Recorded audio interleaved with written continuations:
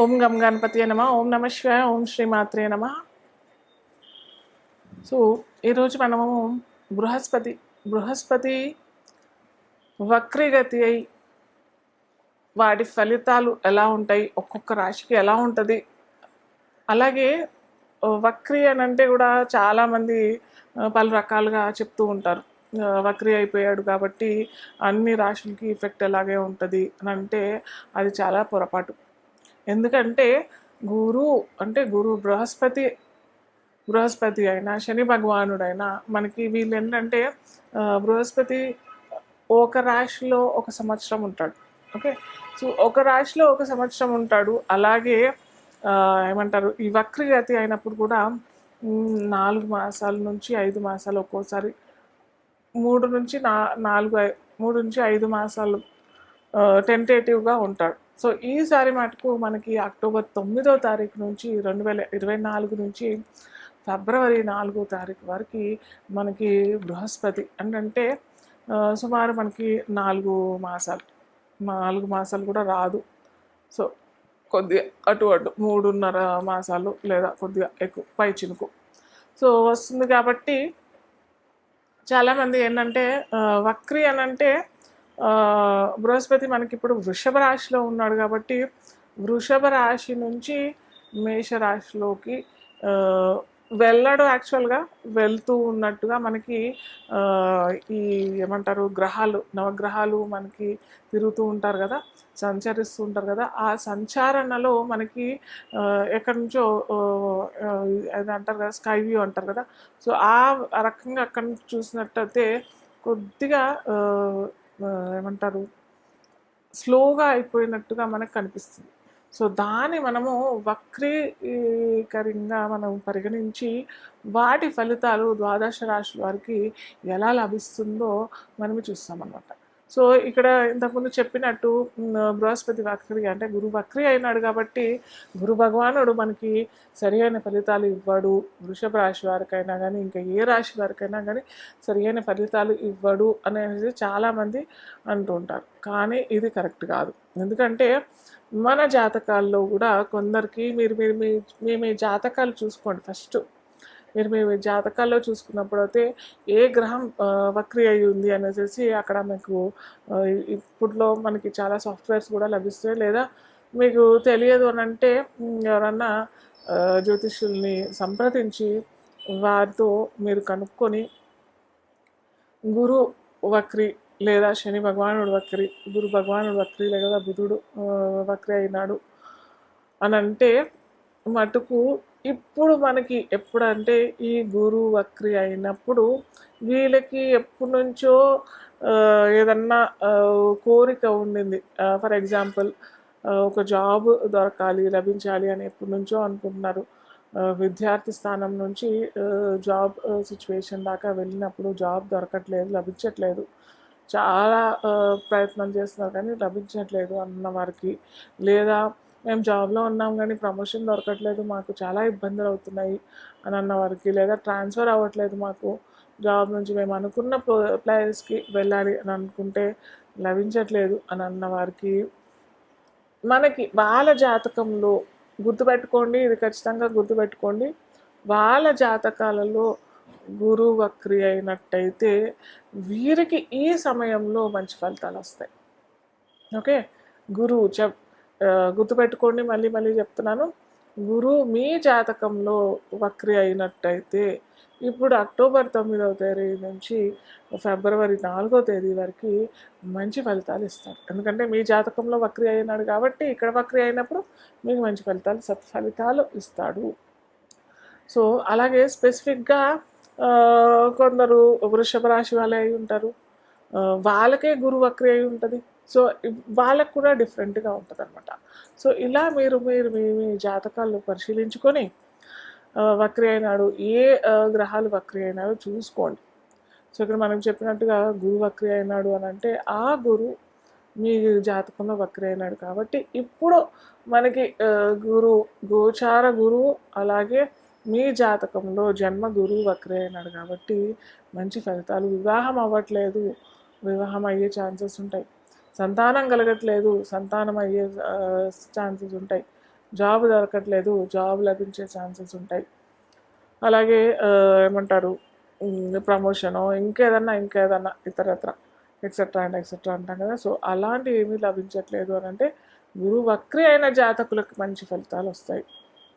So ఇక్కడ గమనించాల్సిన విషయం ఏంటంటే, చెప్పాను కదా, అది వక్రి అయిన జాతకులకే వర్తిస్తాయి. సో వక్రి అవ్వలేదు, మాకు స్ట్రైట్గానే నడుస్తుంది అని అన్న వాళ్ళకి వీరికి కొద్దిగా ఇబ్బంది ఏంటంటే, వీరికి ఒకవేళ వృషభ రాశి అయితే ఏమంటారు, వారికి మంచి జరిగే రాశి అని అంటే ఒక్కొక్క లగ్నాలకి ఒక్కొక్క రాశులు మిత్ర రాశులు అవుతాయి. ఆ గ్రహాలు మిత్ర గ్రహాలు కూడా అవుతాయి. సో వారికి ఏంటంటే కొద్దిగా ఇబ్బంది, లేదా వారికి మిత్రగ్రహం కాదు, మిత్ర రాశి కాదు అని అన్న వారికి అయితే మంచి ఫలితాలే వస్తాయి. సో ఇలాగా మనము సార్ట్అవుట్ చేసుకున్నట్టయితే చక్కటి ఫలితాలు మనం చూసుకొని వాటికి తగ్గట్టుగా మనం పరిహారాలు చేసుకున్నట్టయితే చాలా చక్కటి ఫలితాలు వస్తాయి. సో ఇన్ జనరల్గా మనకి కాలపురుషాంగంలో వృషభ రాశిలో ఇప్పుడు మనకి గురువు వక్రి అవుతున్నాడు కాబట్టి అందరికీ చేసుకోవాల్సిన పరిహారం ఏంటంటే, చక్కగా వృషభ రాశి అంటే ఏంటంటే, వృషభం అంటేనే రెండవ రాశి, కాలపురుషాంగంలో ద్వితీయ రాశి.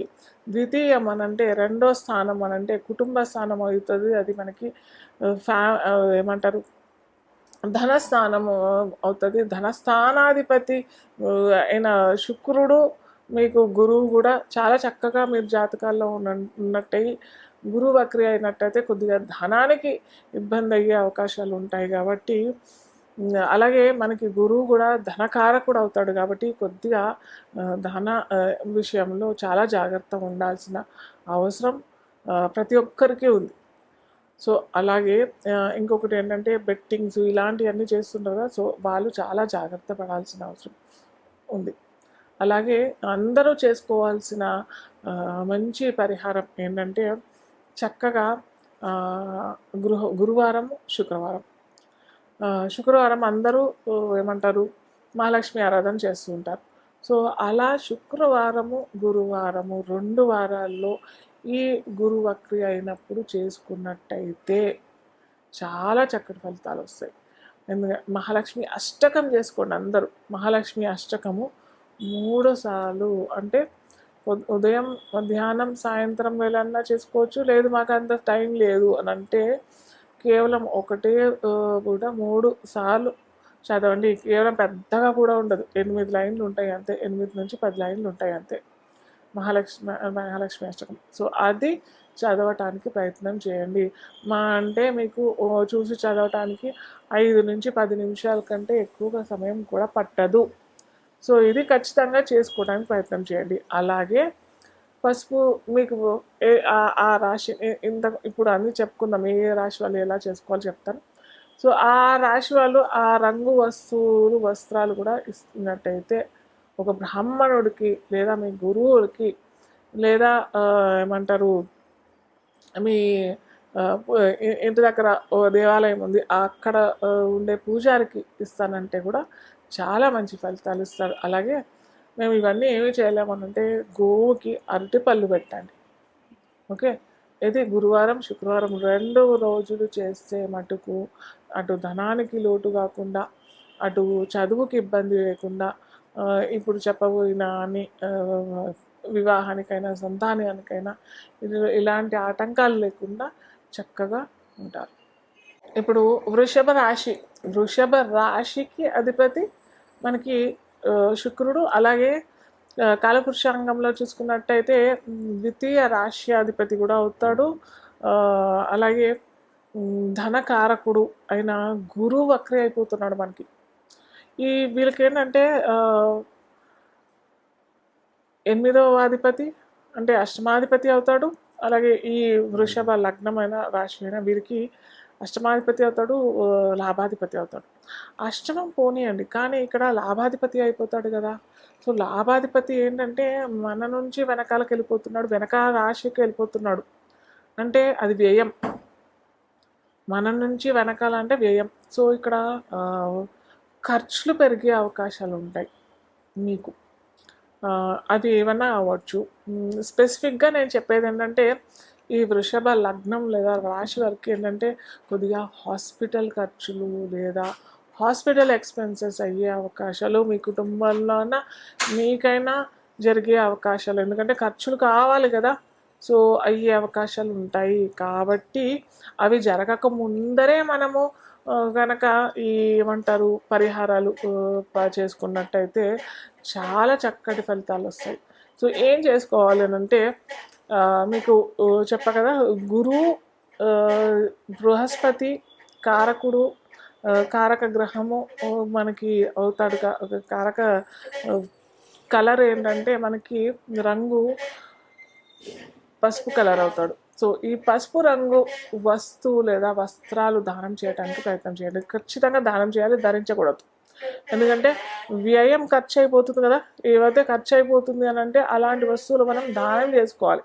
చాలామంది ఏంటంటే మేము ఇవి ధరించేస్తాము, ధరించడం వల్ల చాలామంది ఏంటంటే నన్ను ఊరికే అడిగేది ఏంటంటే వృషభ రాశి వాళ్ళు మేము మా గురువు చాలా చక్కటి స్థానంలో ఉన్నాడు, మేము కనకపుష్యరాగం పెట్టేసుకుంటాము అని అంటారు. చాలా పొరపాటు అది. ఏంటంటే అష్టమాధిపతి అవుతాడు మీకు. అలాగే శుక్రుడికి గురువుకి అంత ఫ్రెండ్షిప్ ఎక్కువగా ఉండదు. ఎందుకంటే ఒకరు దైవ గురువు అయితే ఒకరు దైత్య గురువు. సో వీళ్ళకి కలవదు కదా. సో అలాంటప్పుడు మీరు పడని గురువు రంగు రాయి పెట్టుకుంటానంటే ఎలా ఫలితాలు వస్తాయి? సో అందుకని మనం ఖచ్చితంగా పసుపు రంగు వస్తువులు వస్త్రాలు ఇవ్వటానికి ప్రయత్నం చేయండి. ఎలాగో మనకి ఇప్పుడు నవరాత్రి స్టార్ట్ అయిపోతుంది అక్టోబర్ 9వ తారీఖు నుంచి. సో మీరు ఆలయాల్లో చేసుకుంటానంటే చాలా మంచిది. లేదా మేము ఆలయంలో చేసుకోలేము అని అంటే మటుకు ఖచ్చితంగా విరివిగా ఎప్పుడైనా చేసుకోవచ్చు. సో ఈ విధంగా చేసుకొని మీ కుటుంబంలో అందరికీ అయ్యే అవకాశం ఉంది అని చెప్పాను కదా, హాస్పిటలైజేషన్. సో కొద్దిగా జాగ్రత్త వహించండి. సో ఖచ్చితంగా పసుపు రంగు వస్తువులోనంటే మేము మాకు ఏమీ చేసుకోలేనంటే అరటిపళ్ళు గోవుకి పెట్టండి. ఇవి కూడా చేయలేమా? చేయగలుగుతాం కదా. 5 రూపాయలు పెడితే మనకి 2, 3 అరటిపళ్ళు వస్తాయి. గోవుకి పెట్టచ్చుగా. అది ఎప్పుడు చేసుకోవాలంటే గురువారాలు శుక్రవారాలు. ఖచ్చితంగా గురువారాలు శుక్రవారాలు చేసుకోండి. మీకు ఈ గురు వక్రి ఫలితాలు తగ్గిపోతాయి. సో ఇక్కడ బుధుడు ఎవరు అని అంటే యాక్చువల్గా దీనికి ఒక పెద్ద స్టోరీ ఉంటుంది. మనకి కాలగమనంలో ఇది అందరూ మర్చిపోయారు. కానీ గురువుకి బుధుడు కొడుకే, పుత్రుడు అవుతాడు. కానీ వీరిద్దరికి పడదు. ఎందుకు అనంటే ఇది చాలా పెద్ద స్టోరీ, మళ్ళీ ఎప్పుడైనా చెప్పుకుంటాం. మనం తూచగా చెప్పినట్టయితే ఇతను మనకి గురువు బుధుడు తండ్రి కొడుకులు అవుతారనమాట. సో అయినా కానీ ఏమంటారు రాశి బుధుడు మిథున లగ్నం అయినట్టయితే వీరికి సప్తమాధిపతి అవుతాడు గురువు, అలాగే బాధకాధిపతి కూడా అవుతాడు. సో ఇతను వక్రే అవుతాడు, వీరికి మంచిదే కొద్దిగా. ఎందుకంటే ఇప్పుడు మనము గోచార గురు బృహస్పతి ఎక్కడ ఉన్నాడు అని అంటే వృషభ రాశి. వృషభ రాశి అంటే వెనకాల రాశి కదా. ఆల్రెడీ వీళ్ళకి మిథున రాశి వాళ్ళకి కొద్దిగా ఖర్చులు, అనుకోని ఖర్చులు లేదా అనుకోని హాస్పిటలైజేషన్ ఖర్చులు ఇవన్నీ లభిస్తూనే ఉన్నాయి, జరుగుతూనే ఉన్నాయి. సో దానితో పాటు వీళ్ళకి ఏంటంటే వక్రే అయిపోతాడు కాబట్టి కొద్దిగా ఖుష్ఖబరి అనుకోండి. ఇంకా సో మనకి 4 మాసాలు మీ ఖర్చులు కొద్దిగా తగ్గిపోయే అవకాశాలు చాలా ఉన్నాయి. అలాగే మీరు హాస్పిటల్ ఖర్చులు అవి అవుతున్నాయి కదా, సో అవి కూడా తగ్గుతాయి, తగ్గుముఖం పట్టే ఛాన్సెస్ చాలా ఉన్నాయి. కానీ అలా తగ్గుతున్నాయి కాబట్టి మేము ఇంకా హాయిగా సంతోషంగా ఉంటాము అని అంటే కాదు. మీరు కూడా కొద్దిగా బుధవారాలు గురువారాలు, ఓకే, బుధవారం గురువారం, బుధవారం ఆకుపచ్చ వస్త్రాలు వస్తువులు ఫలాలు మనకి విరివిగా ఇప్పుడు సీతాఫలాలు దొరుకుతుంటాయి అన్నమాట. సో సీతాఫలాలు మీరు పూజారికి ఇస్తూ ఉంటే మీరు చెప్పా కదా ఈ 4 మాసాలు 3.5 మాసాలు మంచి ఫలితాలు ఇస్తాడని చెప్పి. సో ఈ సమయంలో మంచి ఏమంటారు గుడ్ న్యూస్ వినే అవకాశాలు కూడా ఉంటాయి కదా. సో అలాగా అధికస్య అధిక ఫలం, ఎంత ఎక్కువగా చేసుకుంటే మీకు అంత అంటే అలా అని తలకు మీరిన దానాలు ధర్మాలు చేయకండి. ఎందుకంటే ఏదైనా డబ్బే కాబట్టి మీకు ఎంతలో ఉంటే ఓ 1,00,000 నాకు వస్తున్నాయి అని అంటే మీరు వేలలో ఖర్చు పెట్టుకోవచ్చు. కానీ వేలల్లో వచ్చేవాడే ₹1000 ఖర్చు పెట్టాలి అని అంటే కష్టం కదా! సో, అలా ₹1000 వచ్చేవాడు ₹10లో ₹100లో దానం చేసుకుంటే మటుకు చాలా మంచి ఫలితాలొస్తాయి. కాకపోతే చెప్పా కదా! ఆకుపచ్చ వస్త్రాలు, వస్తువులు బుధవారం, అలాగే పసుపు రంగు వస్తువులు, వస్త్రాలు, పళ్ళు అన్నా ఇవ్వచ్చు, ఫలాలన్నా అది ఏమంటారు స్వీట్స్ అన్నా ఇవ్వచ్చు. మీ ఇష్టం. అది పూజారి కన్నా లేకపోతే ఇదేమంటారు ఆహ్, జ్యోతిష్య నిపుణులైన లేదా మీ గురువులకిస్తే కూడా చాలా మంచి ఫలితాలొస్తాయి. అలాగే మాకు ఎవ్వరు ఇవ్వలేదు, మేమేదో స్టేట్స్‌లో ఉన్నాము, యూఎస్‌లో ఉన్నాము అని అంటే మటుకు మీ ఫ్రెండ్స్ కన్నా ఇవ్వండి. ఎందుకంటే బుధుడు మిత్రుడు కూడా అవుతారు కాబట్టి బుధవారం, గురువారం ఇవ్వటానికి ప్రయత్నం అలాగని మేము ఎవరికి ఇవ్వము, మేము ఫ్రెండ్స్‌కే ఇస్తామనంటే కాదు. ఉన్నారు, లేదు అనంటే ఇవాళ రేపు మనకి ఆల్ ఓవర్ వరల్డ్ మనకి కార్డ్స్ కూడా పనిచేస్తున్నాయి. మీకు తెలిసిన పురోహితుడికి ఎంతో కొంత ద దక్షిణ ఇచ్చేసేయండి. వాళ్ళు ఏమేమి ఖర్చుకోవాలి చేసుకోవాలో చేసుకుంటారు.